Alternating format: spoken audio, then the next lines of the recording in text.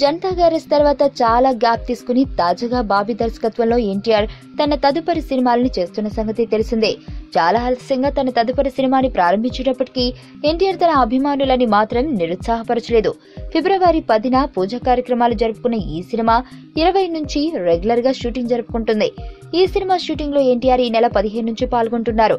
జైలవకుశ అనే టైటిల్ పరిశీలనలో ఉంది. ఎన్టీఆర్ త్రిపాత్రాభినయంలో నటిస్తున్న సంగతి తెలిసిందే.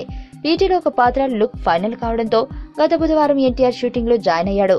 ఆ లుక్ అభిమానులను రివీల్ చేయాలని ఎన్టీఆర్ భావిస్తున్నారు. అందుకే ఉగాది కానుకగా ఎన్టీఆర్ ఫస్ట్ లుక్ విడుదల చేయాలని చిత్ర యూనిట్ భావిస్తుందట.